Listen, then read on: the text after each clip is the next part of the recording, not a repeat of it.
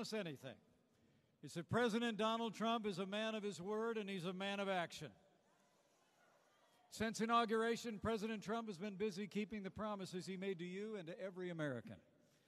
7 months of action, 7 months of results, and 7 months that will be remembered as the days we began to make America great again.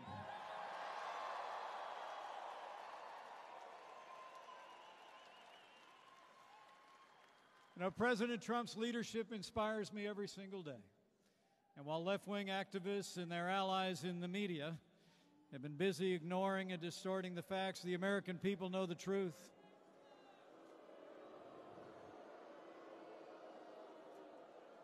President Trump has been relentlessly delivering on the promises he made to the American people, and America is back.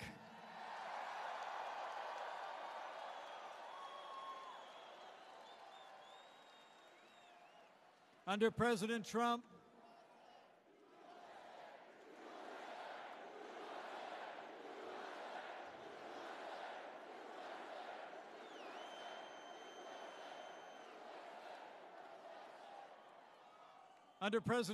we're rebuilding our military, restoring the arsenal of democracy.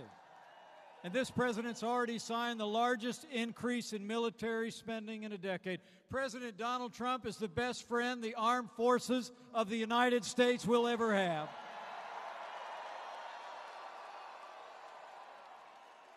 And thanks to the courage of the American soldier and the vision of our commander-in-chief, ISIS is on the run, North Korea and Iran are on notice, and we are once again giving our soldiers in Afghanistan the support and the tools to win.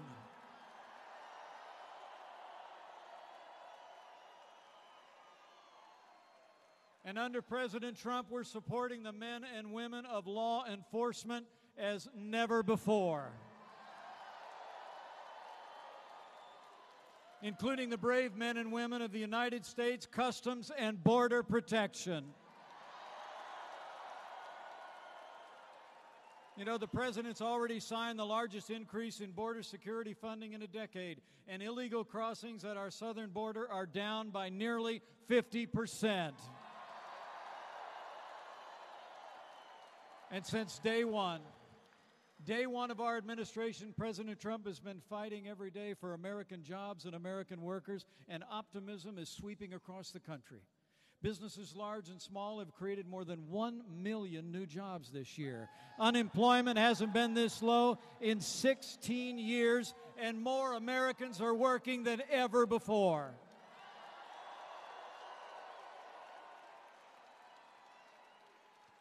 President Donald Trump is renewing America's strength and protecting our people at home and abroad.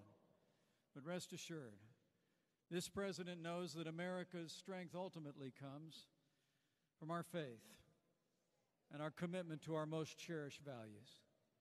That's why President Trump has stood without apology for the God-given liberties enshrined in the Constitution of the United States of America.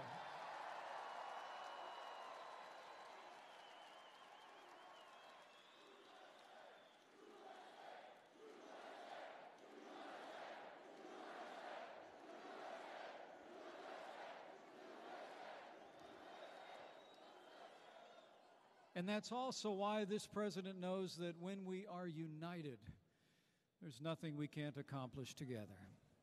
Now, tonight you'll hear the president speak about his agenda and his vision to make America great again. But the reason this president also wanted you to hear from these three great leaders is because President Donald Trump knows the greatest source of America's strength is in the hearts and minds and the unity of the American people.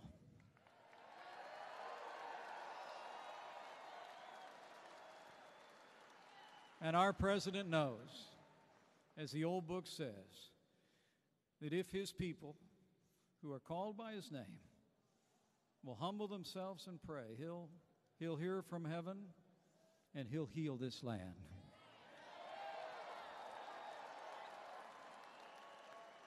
As America heard last night, President Trump believes with all his heart, in his words, that love for America requires love for all its people. He said, when we open our hearts to patriotism, there's no room for prejudice, no place for bigotry, no tolerance of hate. And so, with gratitude for his courage, for his vision, and for his unrelenting determination to make these United States of America great for every American again, it is my high honor and distinct privilege to introduce to you my friend and the 45th President of the United States of America, President Donald Trump. And I'm proud to be an American, where at least I know I'm free. And I won't forget the men who died, who gave that right to me. And I gladly stand up next to you and defend her still today. 'Cause there ain't no doubt I love this land. God bless the USA.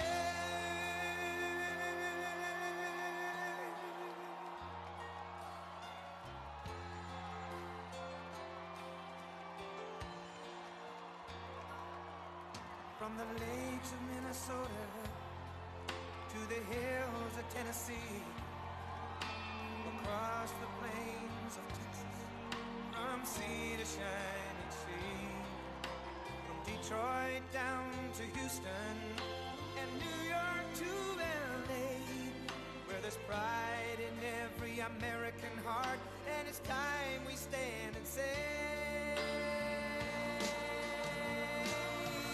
that I'm proud to be an American, where at least I know I'm free.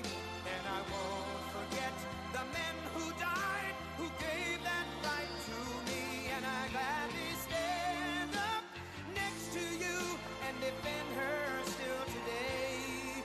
'Cause there ain't no doubt I love this land. God bless the USA.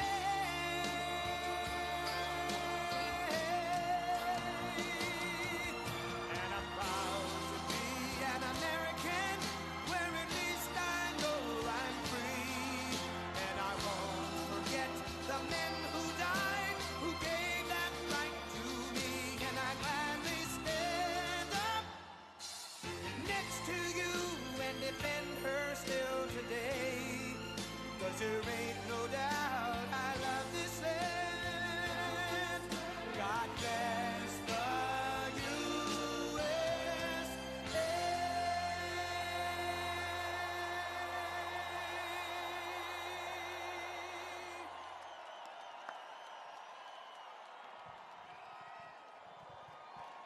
Wow.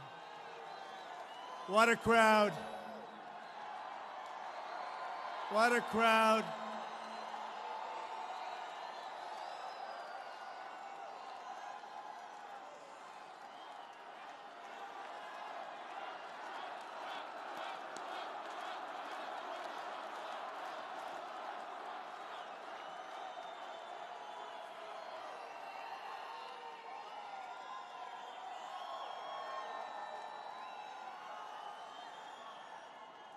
And just so you know, from the Secret Service, there aren't too many people outside protesting, okay?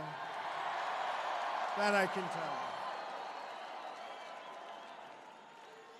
you. A lot of people in here, a lot of people pouring in right now.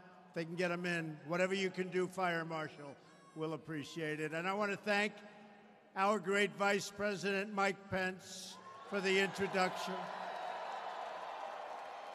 as well as my friend, Dr. Ben Carson. And thank you to a very, very special man, Franklin Graham, Reverend Franklin Graham, for leading us in prayer. And thank you to Alveda King, the niece of the great Dr. Martin Luther King.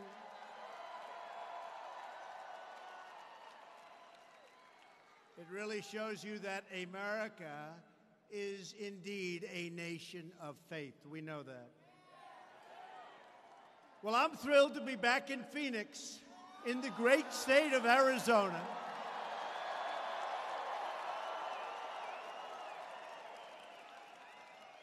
with so many thousands of hardworking American patriots. You know, I'd love if the cameras could show this crowd, because it is rather incredible. It is incredible.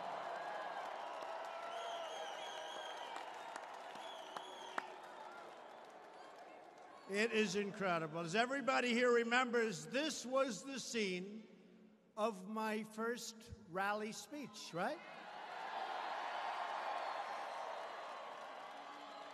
The crowds were so big, almost as big as tonight, that the people said right at the beginning, you know, there's something special happening here. And we went to center stage almost from day one in the debates. We love those debates. But we went to center stage and we never left, right? It's all of us. We did it together. You were there at the start. You've been there every single day since. And I will never forget. Believe me, Arizona, I will never forget. And I'm here tonight to send a message.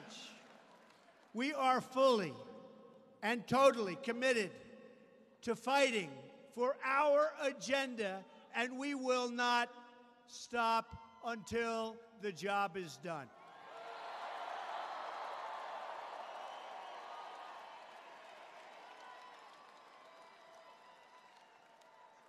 This evening, joined together with friends, we reaffirm our shared customs, traditions, and values. We love our country. We celebrate our troops. We embrace our freedom. We respect our flag. We are proud of our history. We cherish our Constitution, including, by the way, the Second Amendment.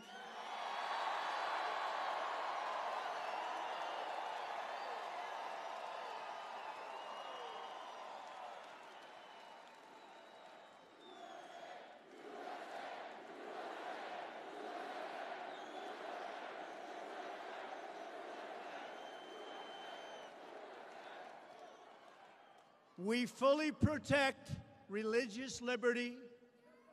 We believe in law and order, and we support the incredible men and women of law enforcement.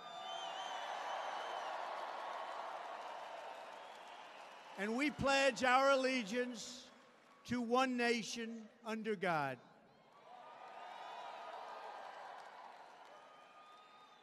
You always understood what Washington, D.C. did not. Our movement is a movement built on love.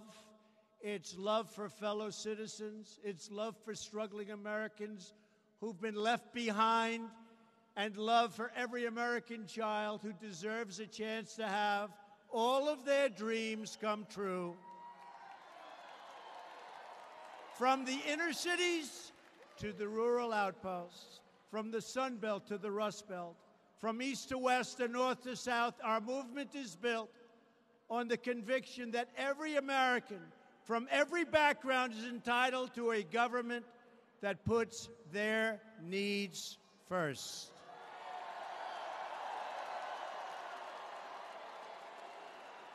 It is finally time to rebuild our country, to take care of our people, and to fight for the jobs our great American workers deserve. And that's what we're doing.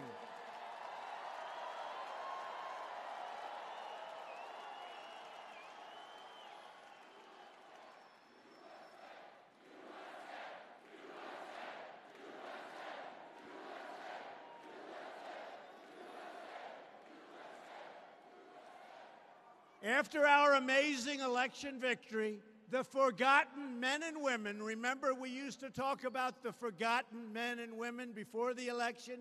Guess what? They're not forgotten anymore, right? Anymore. No, they're not forgotten anymore, folks. In fact, they're trying to figure you out. They're saying, the obstructionists, how do we get them to vote for us? I don't think that's going to happen anytime soon. We believe that every American has the right to live with dignity, Respect for America demands respect for all of its people. Loyalty to our nation requires loyalty to each other. We all share the same home, the same dreams, and the same hopes for a better future. A wound inflicted upon one member of our community is a wound inflicted upon us all. You saw last night. You saw last night. Did anybody watch last night? Yeah.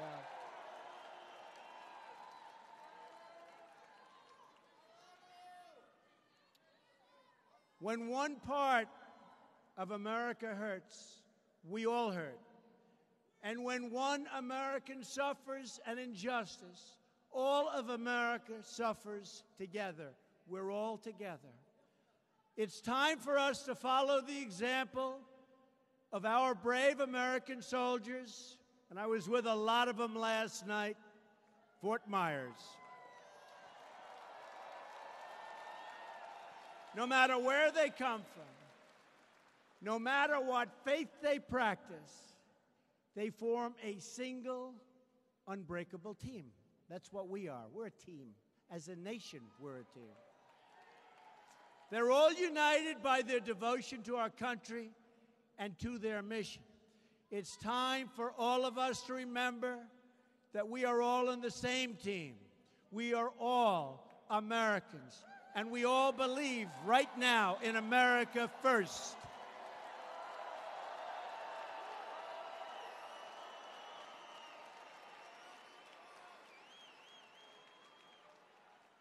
And it's happening, and it's happening fast. I see all those red hats and white hats.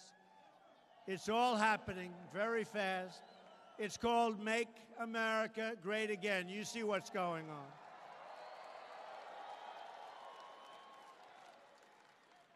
It's coming back very fast. We want every child to succeed, every community to prosper, and every struggling American to have a chance for a better life. What happened in Charlottesville strikes at the core of America.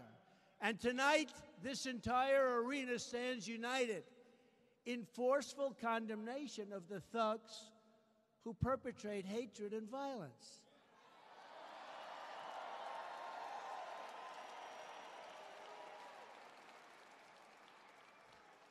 But the very dishonest media, those people right up there with all the cameras,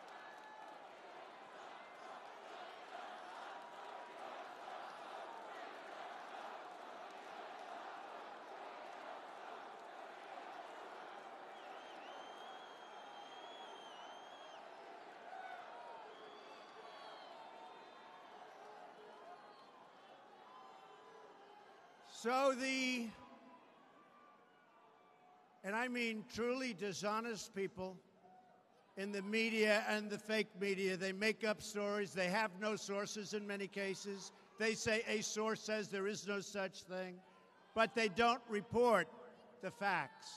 Just like they don't want to report that I spoke out forcefully against hatred, bigotry, and violence, and strongly condemned the neo-Nazis, the white supremacists, and the KKK. I openly called for unity, healing, and love, and they know it because they were all there. So what I did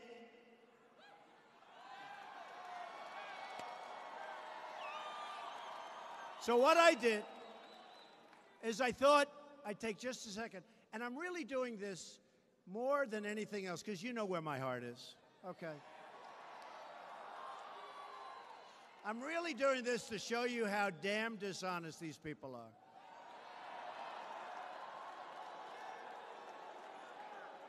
So here is my first statement when I heard about Charlottesville. And I have a home in Charlottesville. A lot of people don't know. Here's the first. Can't believe they haven't figured that one out yet. Now they know. Now they finally know. But I don't want to bore you with this, but it shows you how dishonest they are.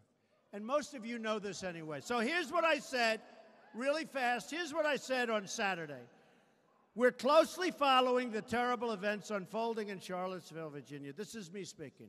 We condemn in the strongest possible terms this egregious display of hatred, bigotry, and violence. That's me speaking on Saturday, right after the event. So I'm condemning the strongest possible terms, egregious display, hatred, bigotry, and violence. Okay, I think you can't do much better, right? Okay, but they didn't want to put this on. They had it on initially, but then when they talked, he didn't say it fast enough. He didn't do it on time. Why did it take a day? He must be a racist. It took a day.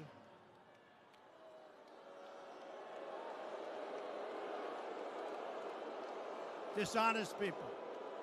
So here is me. I hope they're showing how many people are in this room, but they won't. They don't even do that. The only time they show the crowds is when there's a disruptor or an anarchist in the room. I call them anarchists. Because believe me, we have plenty of anarchists. They don't want to talk about the anarchists. So this is me. It has no place in America. I'm talking about hatred, bigotry, and violence. It has no place in America.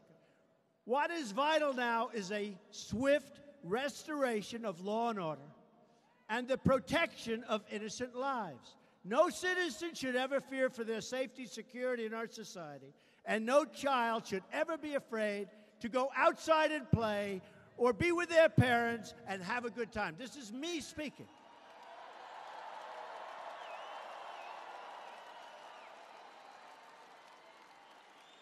Here's further. This is on Saturday, the first one. I did this 3 times. We have to come together as Americans with love for the nation and true affection. Really, and I say this so strongly, true affection for each other. I didn't say true affection for you and you. I said for each other, all of us, all of us, all of us. But they don't report it. They just let it go. Above all else, we must remember this truth. No matter our color, creed, religion, or political party, we are all Americans first. We love our country. We love our God. We love our flag.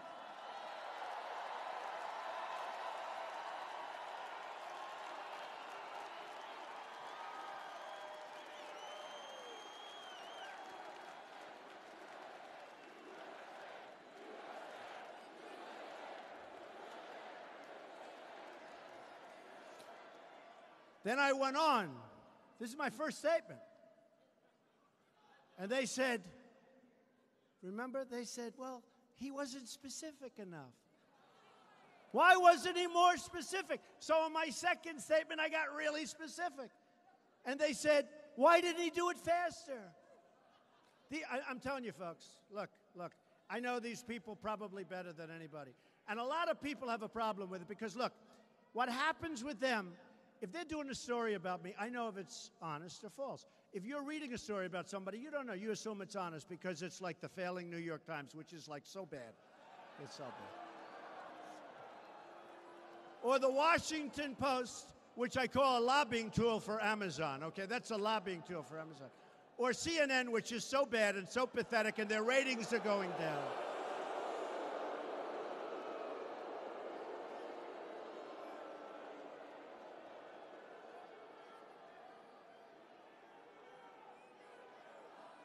Right?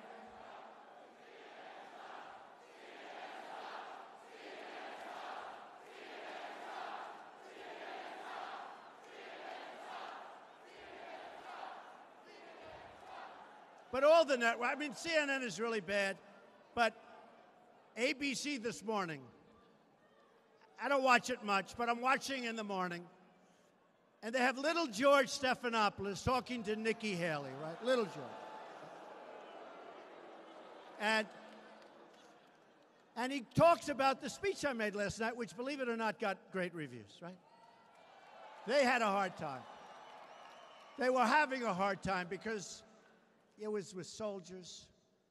We were somber, we were truthful, we were saying things, and it really did. So he talked about it for like that much. Then he goes, let's get back to Charlottesville. Charlottesville. And Nikki was great. She's doing a great job, by the way. So now, I say we have to heal our wounds and the wounds of our country. I love the people of our country, the people, all of the people.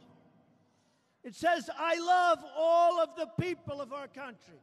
I didn't say I love you because you're black, or I love you because you're white, or I love you because you're from Japan, or you're from China, or you're from Kenya, or you're from Scotland or Sweden. I love all the people of our country.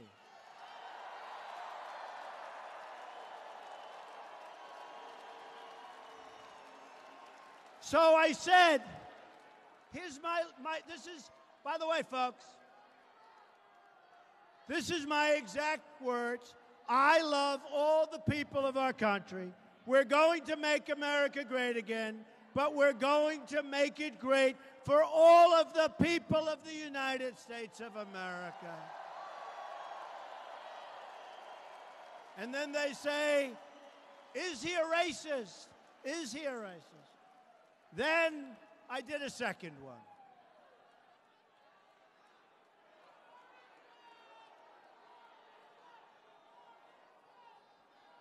So then I did a second one. Don't bother, it's only a single voice and not a very powerful voice.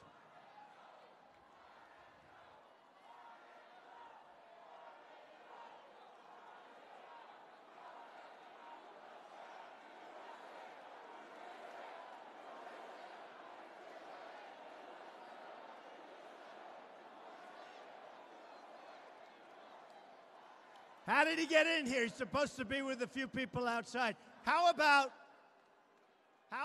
all week they're talking about the massive crowds that are going to be outside? Where are they? Well, it's hot out. It is hot. I think it's too warm. You know, they show up in the helmets and the black masks, and they've got clubs and they've got everything. Antifa!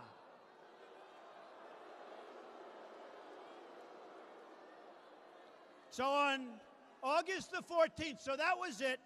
And I said, all people, I love all people, everything, right? Now I figure I'm going to do it again. I'll be even more specific. So I said, based on the events that took place over the last weekend in Charlottesville, I'd like to provide the nation with an update, because that was right after the event, the first one, right? An update on ongoing federal response to the horrific attack and violence that was witnessed by everybody. To anyone who acted criminally in this weekend's racist violence, you will be held fully accountable. Justice will be delivered. That's what I said. Listen to that. I said that, but they don't show that. They don't show it. They'll take one thing like, seriously, he was late was the best thing. He was late. So I said, to anyone who acted criminally in this weekend's racist violence. Okay. Then I go, we must love each other, show affection for each other, and unite together in condemnation of hatred, bigotry, and violence. We must rediscover the bonds of love and loyalty that bring us together as Americans, right? Then I said, racism is evil. Did they report that I said that racism is evil? You know why? Because they are very dishonest people. So I said, racism is evil. Now, they only choose, like a half a sentence here or there, and then they just go on this long rampage, or they put on these real lightweights all around the table that nobody ever heard of, and they all say what a bad guy I am. But I mean, do you ever see anything, and then you wonder why CNN is doing relatively poorly in the ratings? Because they're putting like 7 people, all negative on Trump, and they fired Jeffrey Lord. Poor Jeffrey. Jeffrey Lord. I guess he was getting a little bit fed up, and he was probably fighting back a little too hard. They said, we better get out of here. We get him out. And those who cause violence in its name are criminals and thugs, including the KKK, neo-Nazis, white supremacists, and other hate groups that are repugnant to everything we hold true as Americans. Now, let me ask you, can it be any better than that in all fairness? And, you know, I mentioned that, but to the best of my knowledge, when there was a big problem, Barack Obama never said it took place because of radical Islamic terrorists. He never said that, right? He doesn't have to say it. You know why? Because they have a double standard. Because the media is totally dishonest, and they have a double standard. You've never heard them say that. And in fact, if you use the term, you get criticized. But with me, they wanted me to say it. I said it. And I said it very clearly, but they refused to put it on. Those who spread violence in the name of bigotry strike the very core of America. These are my words. This was on Monday, August the 14th. So you had Saturday, you had Monday. I mean, I was going to do one of these every week, but you would never get it right. In times such as these, America has always shown its true character, responding to hate with love, division with unity, and violence with an unwavering resolve for justice. Then I finished. I said, we will defend and protect the sacred rights of all Americans. All is capitalized times 5. Not just you. And we will work together so that every citizen in this blessed land is free to follow their dreams and their hearts and to express the love and joy in their souls. Okay, now, I mean,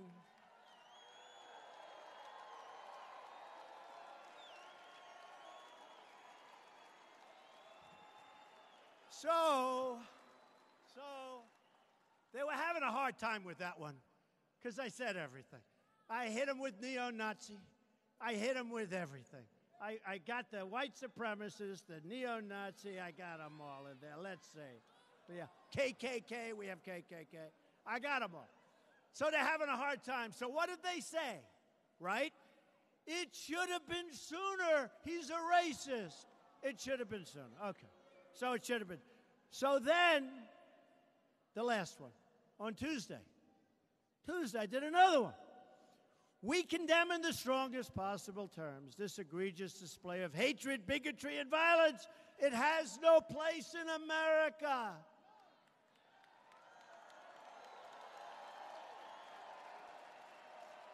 But they also said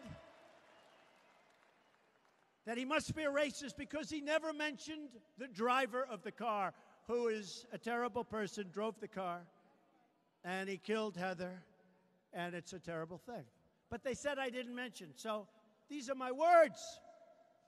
The driver of the car is a murderer. And what he did was a horrible, inexcusable thing. They said I didn't mention. And then they asked me, just to finish it, they asked me, what about race relations in the United States? Now, I have to say they were pretty bad under Barack Obama. That I can tell you. But they asked me the question, and I said, well, I think jobs can have a very big and positive impact. I think if we continue to create jobs like I've done, over 1 million since I've been in office, way over 1. I think if we continue to create jobs at levels that I'm creating jobs, I think that's going to have a tremendously positive impact on race relations. I do. And the other thing, very important, I believe wages will start going up because we now have the lowest unemployment rate we've had in 17 years. So you're going to see wages go up, right? They haven't gone up for a long time. I believe wages now because the economy is doing so well with respect to employment and unemployment, I believe wages will start to go up, and I think that will have a tremendously positive impact on race relations. Go on it? Yeah.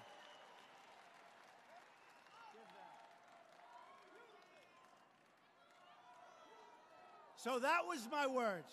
Now, you know, I was a good student. I always hear about the elite. You know, the elite, they're elite. I went to better schools than they did. I was a better student than they were. I live in a bigger, more beautiful apartment, and I live in the White House, too, which is really great.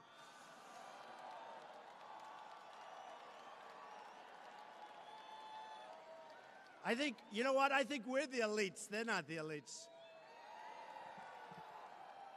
So the point is, and I didn't want to bore you because you understand where I'm coming from. You people understand. But the point is that those were three different. There were two statements and one news conference. The words were perfect. They only take out anything they can think of, and for the most part, all they do is complain. But they don't put on those words, and they don't put on me saying those words. The media can attack me, but where I draw the line is when they attack you, which is what they do. When they attack the decency of our supporters.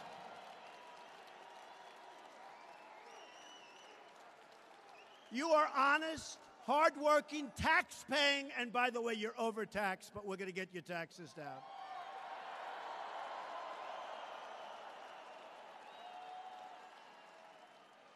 You're tax-paying Americans who love our nation, obey our laws, and care for our people. It's time to expose the crooked media deceptions and to challenge the media for their role in fomenting divisions. And yes, by the way,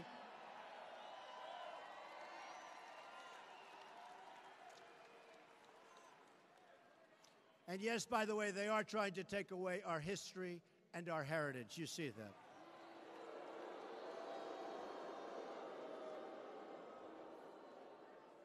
And I say it, and you know, we're all pros. We're all like, we have a certain sense. We're smart people. These are truly dishonest people. And not all of them. Not all of them. You have some very good reporters. You have some very fair journalists. But for the most part, honestly, these are really, really dishonest people. And they're bad people. And I really think they don't like our country. I really believe that. And I don't believe they're going to change, and that's why I do this. If they would change, I would never say it. The only people giving a platform to these hate groups is the media itself and the fake news.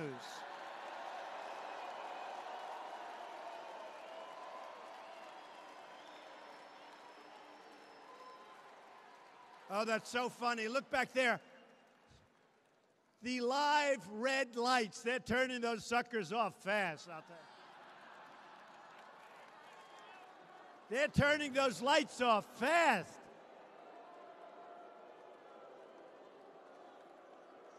Like CNN. CNN does not want its falling viewership to watch what I'm saying tonight, I can tell. I mean, the advantage I have is that we do have a big voice. And, you know, they're always saying, like, Twitter or social media. If I didn't have social media, I wouldn't be able to get the word out. I probably wouldn't be standing here, right? I probably wouldn't be standing here right now. If I don't have social media, I probably would not be standing. And do you ever notice when I go on and I'll put, like, out a tweet or a couple of tweets, he's in a Twitter storm again. I don't do Twitter stuff. You know, you'll put on a little tweet, I'm going to be with the veterans today. They'll say, Donald Trump is in a Twitter storm. These are sick people. You know the thing I don't understand? You would think they'd want to make our country great again. And I honestly believe they don't. I honestly believe it. If you want to discover the source of the division in our country, look no further than the fake news and the crooked media. which would rather get ratings and clicks than tell the truth. I mean, the New York Times has written some stories. How about this? The New York Times essentially apologized after I won the election because their coverage was so bad and it was so wrong and they were losing so many subscribers that they practically apologized. I would say they did. They say, well, it wasn't really that much of an apology because they were losing so many people because they were misled. And I figured this is great. And for about 2 weeks, I got good coverage. Then they reverted back and they're worse than ever before. You know, it's like one of those things. The Washington Post is terrible. But these are dishonest. But let me tell you, you have some great honest papers. You have some great networks. I must tell you, Fox has treated me fairly. Fox treated me fairly. They've treated me fairly. Hey, I'll let you know. You know what? Someday they might not treat me fairly, and I'll tell you about it, okay? But they've treated me fairly. And I don't mean all good. I get plenty of bad on Fox, too. But at least it's within reason. And Hannity, how good is Hannity, he said. How good is Hannity? And he's a great guy, and he's an honest guy. And Fox and Friends in the morning is the best show, and it's the absolute most honest show. And it's the show I watch. Not only does, oh boy, those cameras are going off. Oh, wow. Why don't you just fold them up and take them home?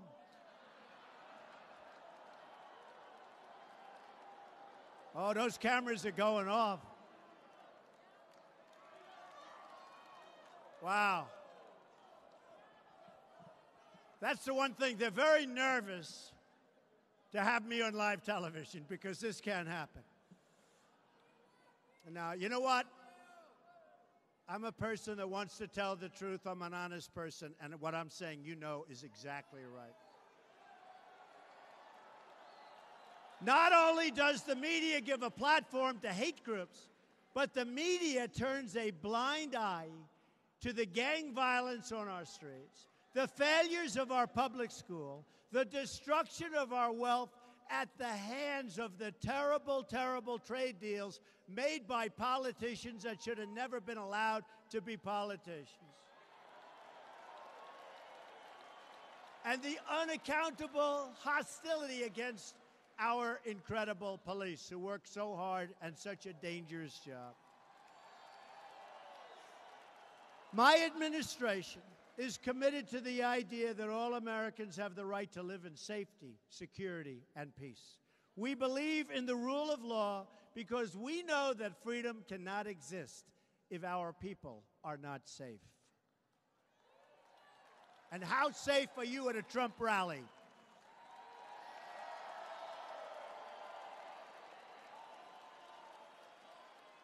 Remember at the beginning, remember when this already started?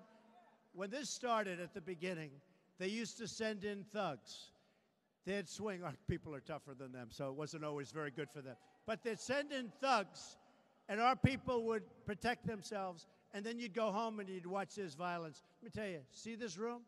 You got people outside, but not very many. But see this room? You're safe in this room. You're very safe in this room. It's a big room. The most sacred duty of government is to protect the lives of its citizens, and that includes securing our borders and enforcing our immigration laws.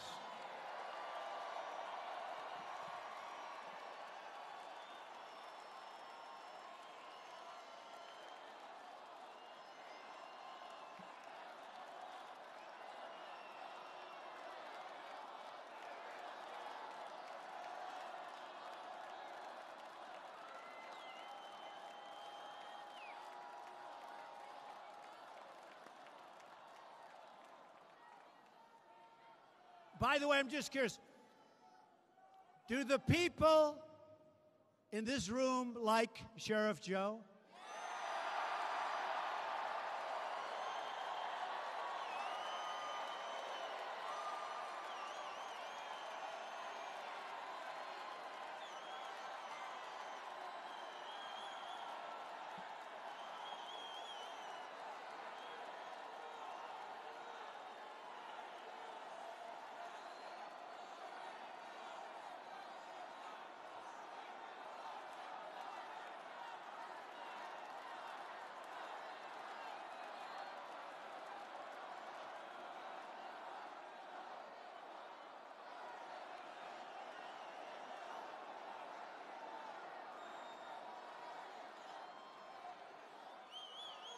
So, was Sheriff Joe convicted for doing his job? That's what.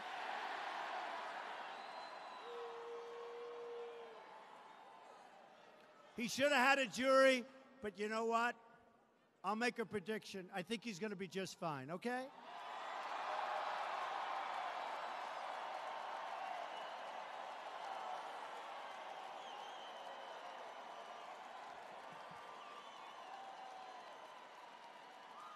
But I won't do it tonight because I don't want to cause any controversy. Is that okay? All right? But Sheriff Joe can feel good. The people of Arizona know the deadly and heartbreaking consequences of illegal immigration, the lost lives, the drugs, the gangs, the cartels, the crisis of smuggling and trafficking. MS-13, we're throwing them out so fast, they never got thrown out of anything like this. We are liberating towns out on Long Island. We're liberating. Can you imagine in this day and age, in this country, we are liberating towns. This is like from a different age. We are taking these people. They don't shoot people because it's too fast and not painful. They cut them up into little pieces. These are animals. We are getting them out of here. We're throwing them in jails and we're throwing them out of the country. We're liberating our towns. You've seen it. You've lived it. And you elected me to put a stop to it.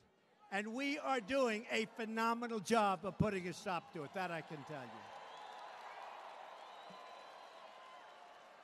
After years of defending other countries' borders, can you believe we fight for other countries? We want to defend their borders.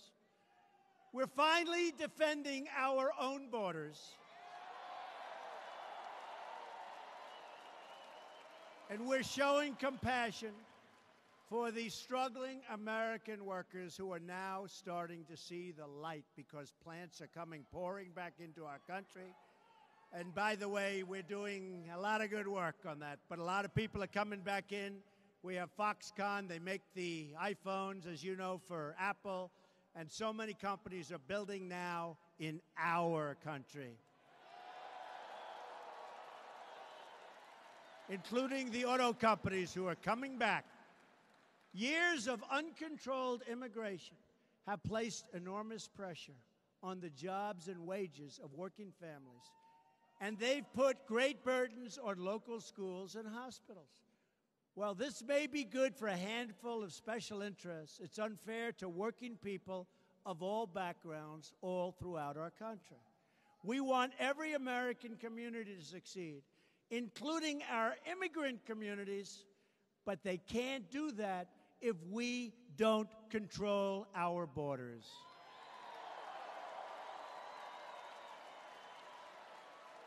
Earlier today, I visited with the incredible men and women of ICE and the Border Patrol during a visit to Yuma sector.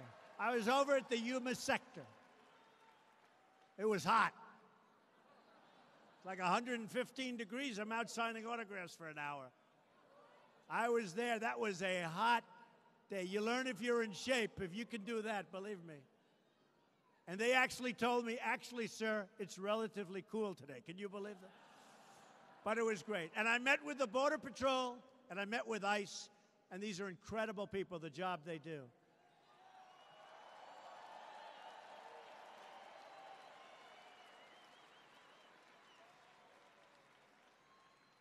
In fact, General Kelly, who was in charge of Homeland Security, where people coming in down 78 and almost 80%. He did so good, I made him my chief of staff, right? That made sense. John, where's John? Where is he? Where's General Kelly? Get him out here. He's great. He's doing a great job. But we did a lot before anything happened. We did a lot. We respect and cherish our ICE officers and our Border Patrol agents. And we respect and cherish our police officers and our firemen and all of our uniformed services. But during that visit, I heard firsthand from the frontline agents about the security threats they confront each and every day. And I pledged my continued resolve to them and all of you to keep our country safe.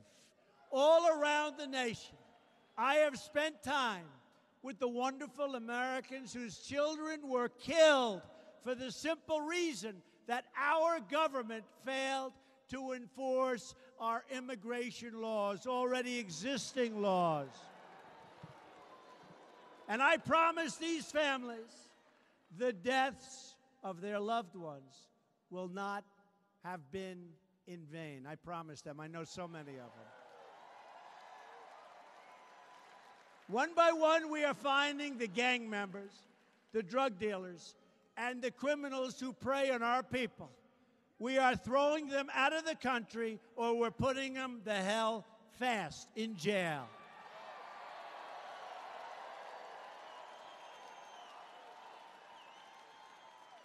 We are cracking down on the sanctuary cities that shield criminal aliens, finally.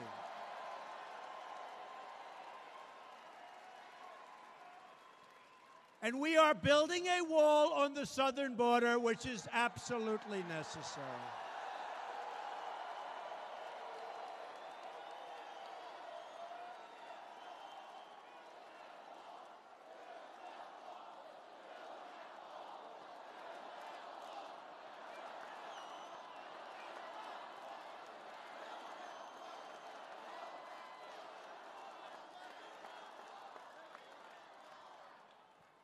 Build that wall.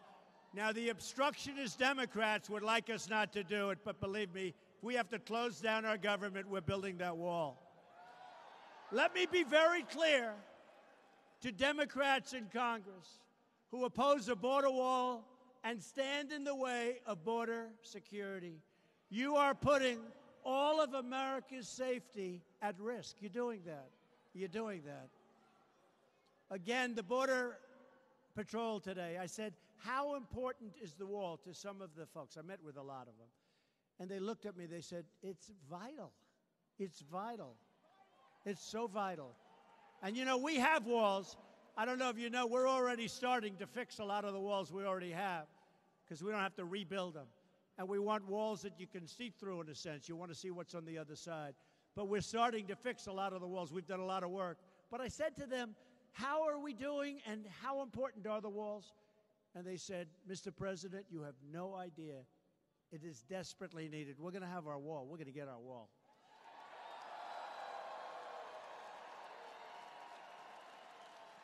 And that wall is also going to help us, very importantly, with the drug problem and the massive amounts of drugs that are pouring across the southern border. My administration will never back down in demanding immigration control. The American people voted for immigration control. That's one of the reasons I'm here. And that is what the American people deserve, and they're going to get it.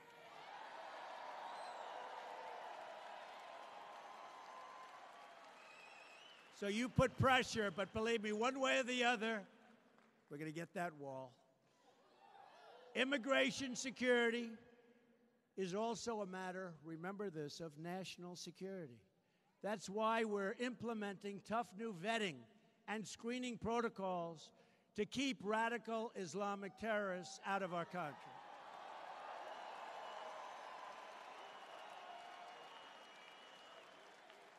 You look at what just happened in Spain and so many other places. Nope. We're really vetting. We're tough. Does anybody want me to be soft on the vetting, or would you like me? Extreme vetting. I came up with that term. That's what it has to be. So I have a message for Congress tonight. Your job is to represent American families, American people, American workers. It's your job. You need to represent them on the border, on taxes, on health care, one vote, and on every other issue that affects their lives.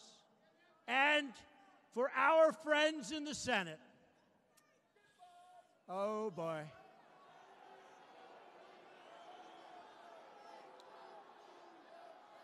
The Senate, remember this, look, the Senate, we have to get rid of what's called the filibuster rule. We have to. And if we don't, the Republicans will never get anything passed. You're wasting your time.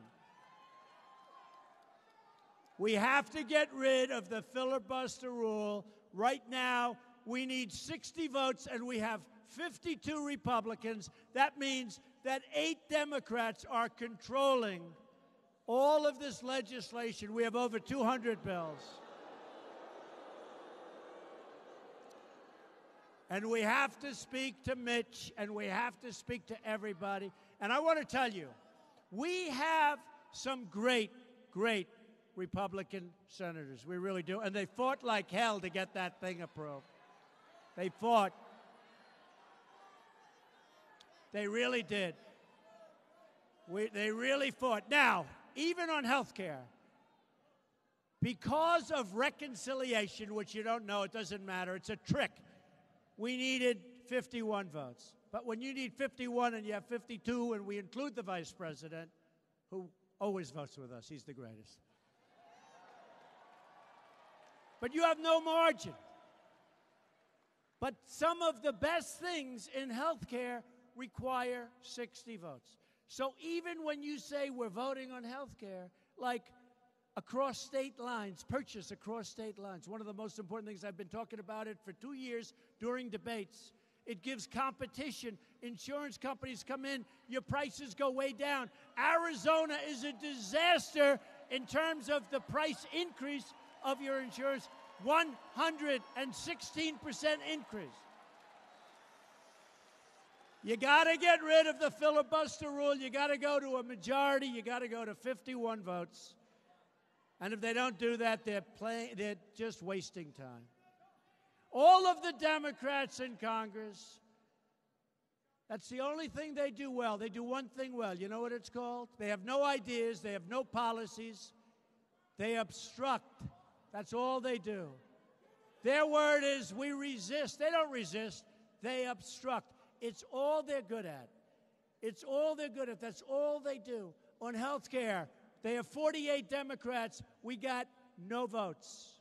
We got no votes. And it would have been great health care. And by the way, would have been great health care for Arizona. Would have been great. So the Democrats have no ideas, no policy, no vision for the country, other than total socialism, and maybe, frankly, a step beyond socialism from what I'm seeing. Under their plan for America, your taxes will double or triple, your services will diminish, and your borders will be left wide open for everybody to come in and enjoy our country. Obamacare is a disaster. And think, we were just one vote away from victory after 7 years of everybody proclaiming repeal and replace. One vote away. One vote. One vote away.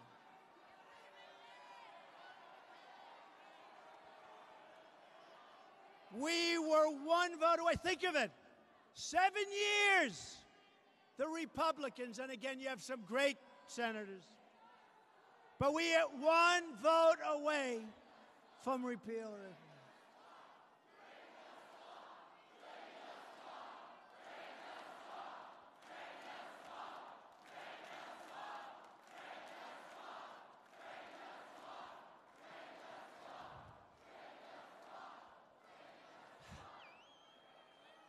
But you know, they all said, Mr. President, your speech was so good last night, please, please, Mr. President, don't mention any names. So I won't. I won't.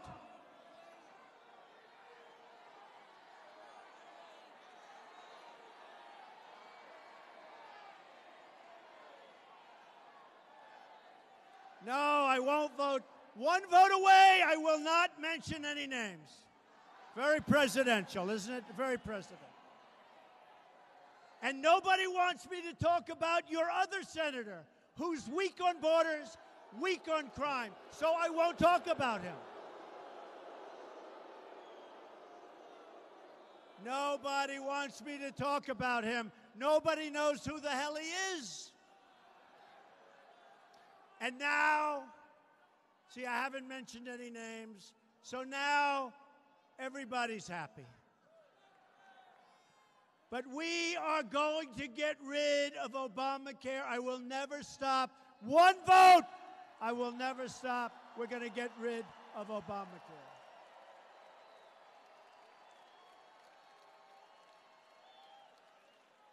Every day we're keeping our promises.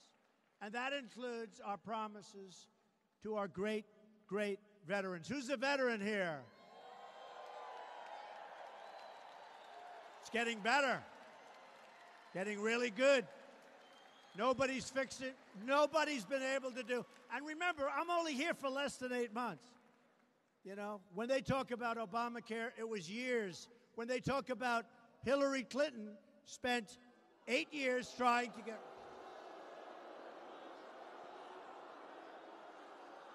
Eight years trying to get health care.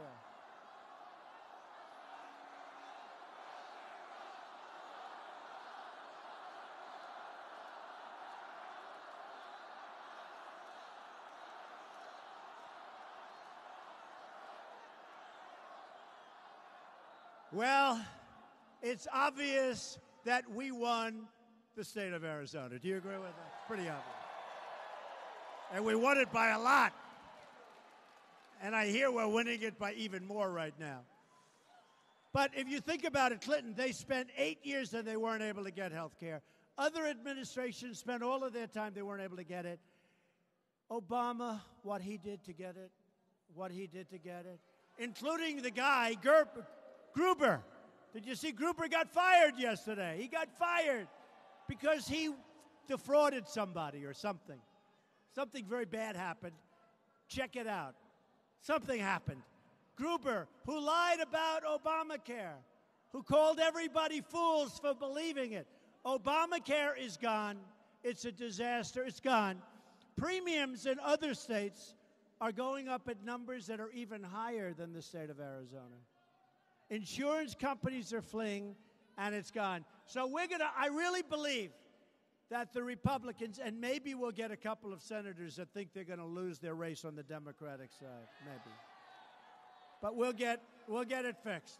One vote. Speak to your senator, please. Speak to your senator.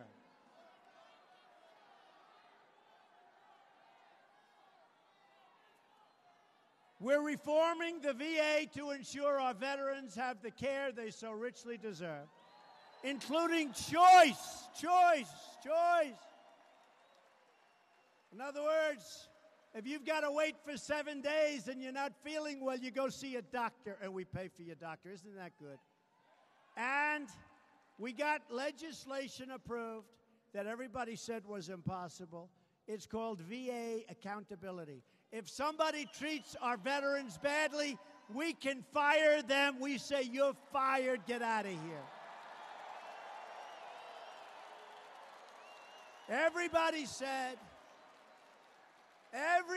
said you couldn't get that. They've been trying to get that passed for 40 years.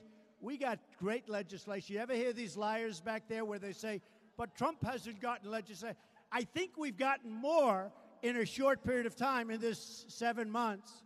I think we've gotten more than anybody, including Harry Truman, who was number one. But they will tell you we got none. So we got VA accountability so that you can fire people that are treating our veterans badly or aren't doing their job. Isn't that correct?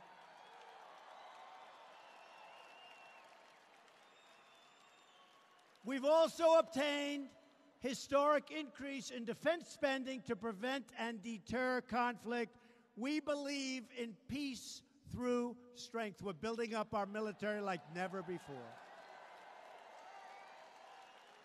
Thousands and thousands of brave Americans have paid the ultimate price for our freedom.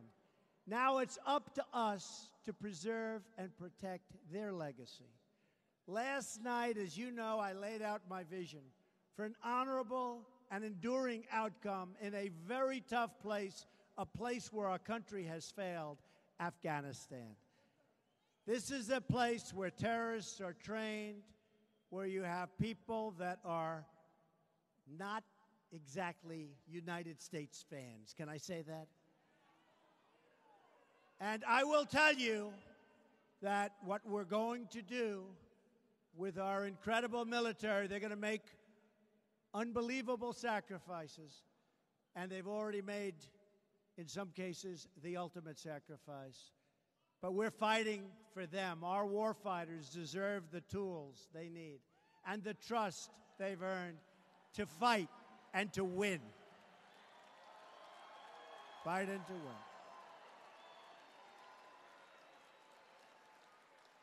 And you see what's going on in North Korea. All of a sudden, I don't know, who knows? But I can tell you what I said, that's not strong enough. Some people said it was too strong. It's not strong enough. But Kim Jong-un, I respect the fact that I believe he is starting to respect us. I respect that fact very much. Respect that fact. And maybe, probably not, but maybe something positive can come about. They won't tell you that, but maybe something positive can come about. Every American deserves a government that protects them, honors them, defends them, and fights for them. And by the way, speaking of that, you have 3 congressmen in the audience, and your governor who met me at the plane, and he's now inside, but he said, I want to spend my time outside on security. I said, I think that's a great idea, Governor. But not that many people showed up, so I don't think it should be much of a problem. But you have a hell of a governor, Governor Ducey. You have a great governor. And we have 3 congressmen, a friend of mine who has been so great to me, Trent Franks. Where's Congressman Franks? Where is he? Get over it.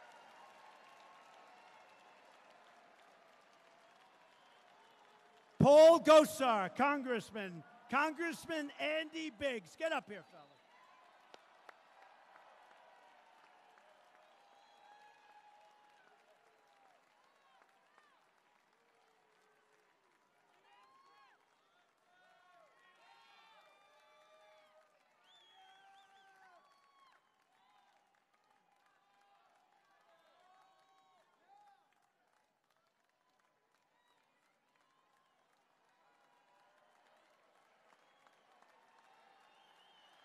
Thank you, fellas. Thank you, Congressman. Never let them go, folks. Never let them go. Don't ever lose them. Thank you, fellas.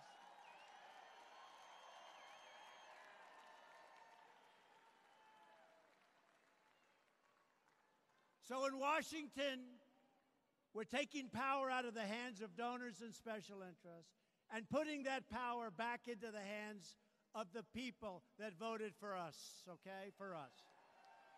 The same failed voices in Washington who oppose our movement are the same people who gave us one terrible trade deal after another, who gave us one foreign policy disaster after another, who sacrificed our sovereignty, our wealth, and our jobs. We don't need advice from the Washington, D.C. swamp.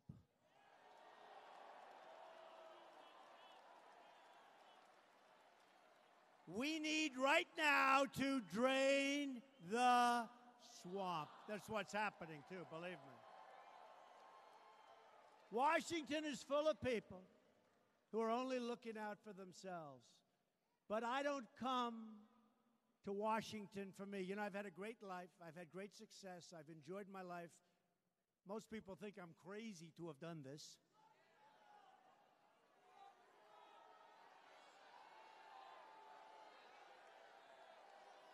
And I think they're right.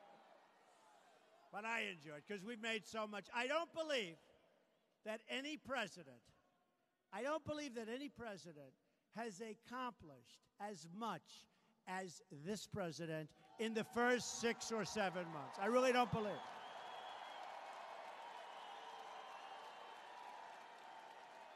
Including a great Supreme Court Justice Gorsuch. Big thing. I came to Washington for you. Your dreams are my dreams. Your hopes are my hopes. And your future is what I'm fighting for each and every day. It's so important. Our agenda is the pro-worker agenda. We've accomplished historic amounts in a short period of time. We've signed more than 50 pieces of legislation. They said we've signed none. We've signed 50. Appointed Justice Gorsuch. Nominated 31 new federal judges with many more on the way.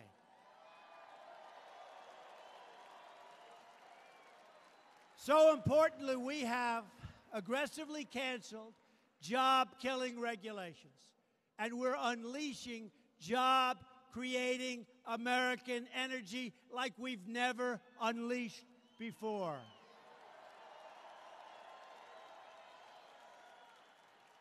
We've ended the war on beautiful, clean coal, and it's just been announced that a second brand-new coal mine where they're going to take out clean coal, meaning they're taking out coal, they're going to clean it, is opening in the state of Pennsylvania, the second one.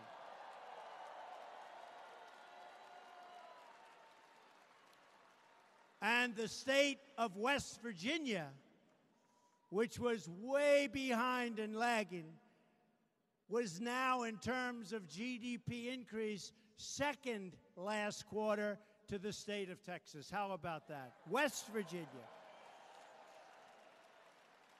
And they have a great governor in West Virginia, Governor Jim Justice, who just quit the Democrats and joined the Republican Party.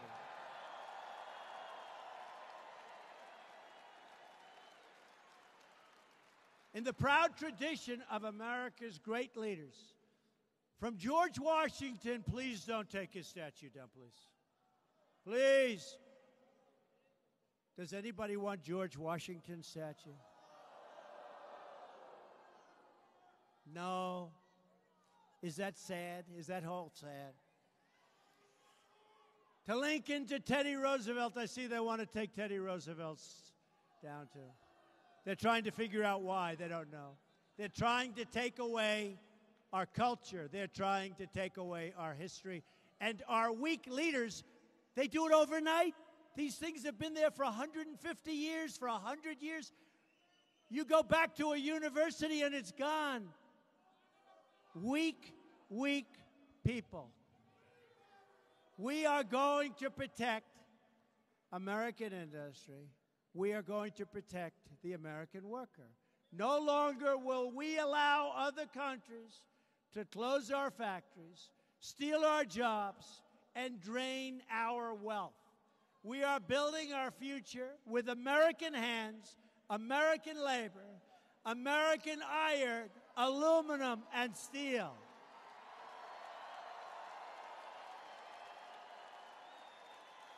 We will buy American, and we will hire American. I immediately withdrew the United States from the disastrous Trans-Pacific Partnership. Would have been a disaster. And you know that one of the worst deals that anybody in history has ever entered into, we have begun formal renegotiation with Mexico and Canada on NAFTA. And I must be honest, and I've been talking about NAFTA for a long time, and I'm sorry it's taken 6 months, but we have to give notice. You have to see this. We have to give notice. And after the notice is given, you have to wait a long time. Then you have to give another, then you have to wait a long time. Anyway, we started 2 days ago. Bob Lighthizer.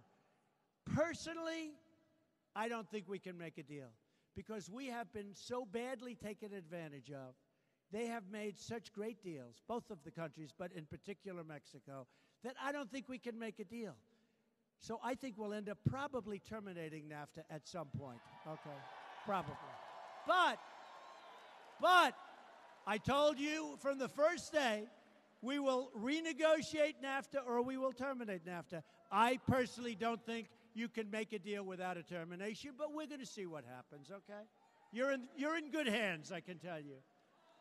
We are unleashing American energy, and I withdrew the United States from the job-killing Paris Climate Accord.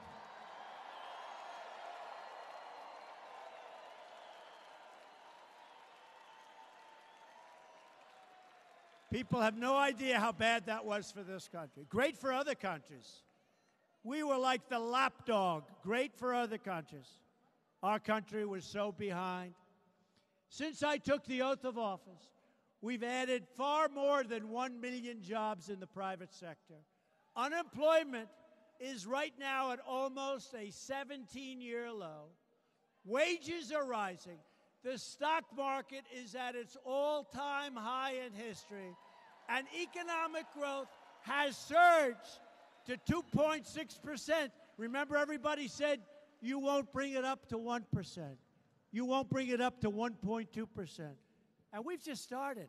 Those regulations that we've gotten rid of, and we're going to have some regulation, but it's going to be sensible regulation. Those regulations are unleashing our economy. So we have a GDP, was shocking. About 2 weeks ago, it was announced for the quarter, 2.6%. Remember I said we're going to try and hit 3%? We're already at 2.6. Maybe I'll have to increase my offer.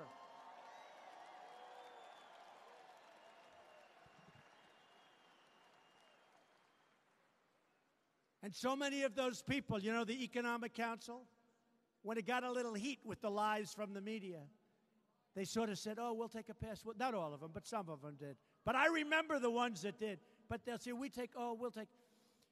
But people are now calling me. People that have been like, we'll take a pass. Don, can we get together for lunch? Let's do it privately instead of through a council. These people just don't get it. They are calling, and they're saying, how about getting together privately? They like it better. Why should they be on a council? You know, that's the way it is, folks. That's the way it is. To bring more jobs and industry to our shores, we are committed to passing the first major tax reform in over 30 years.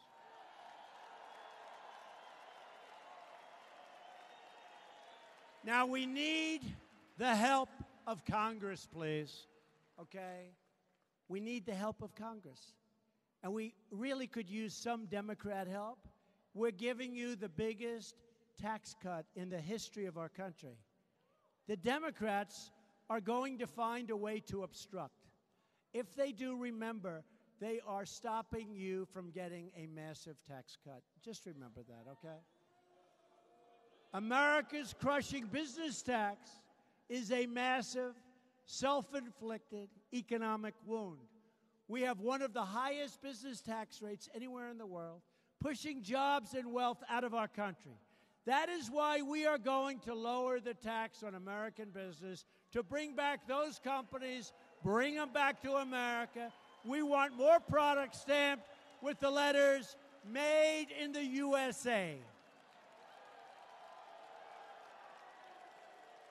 We also want everyday Americans to be able to keep more of their own money. So for the Democratic senators, especially the ones where I won their states by 20 and 30 points, I really hope you're going to come over to our side because, again, when you have 52 Republicans, if you lose like 2, that's the end.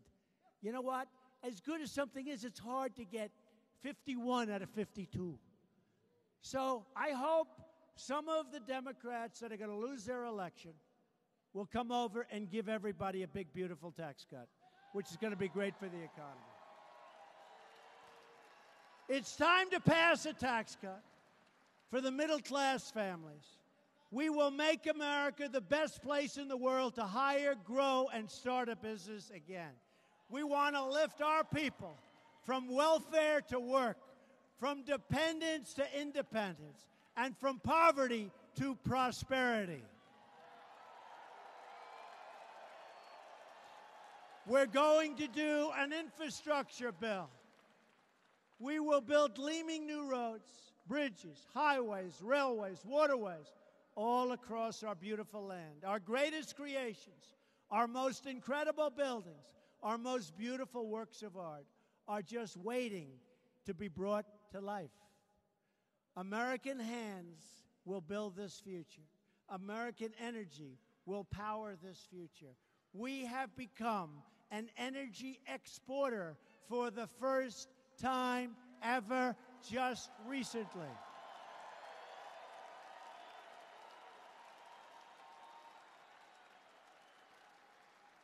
And American workers will bring this future to life. We are the nation that dug out the Panama Canal, won 2 world wars, put a man on the moon, and defeated communism.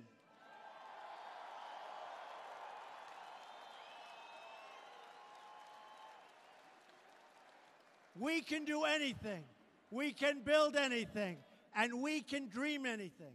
It's time to remember what our brave soldiers never forgot.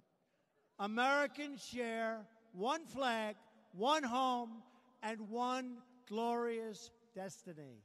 We live according to the same law, raise our children by the same values, and we are all made by the same Almighty God.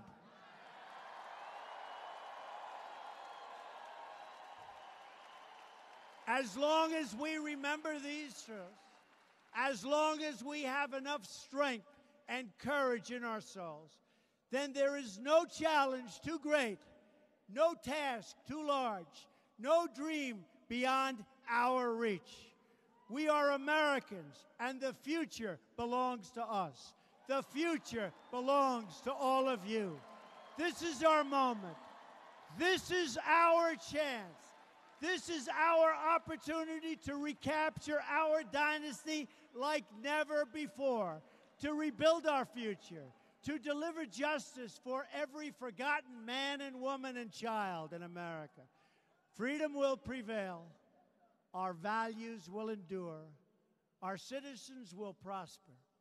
Arizona will thrive. And our beloved nation will succeed like never, ever before. So to Americans young and old, near and far, in cities small and large, we say these words again tonight. We will make America strong again. We will make America wealthy again. We will make America proud again. We will make America safe again. And we will make America great again. Thank you, Arizona. God bless you. Thank you. Thank you.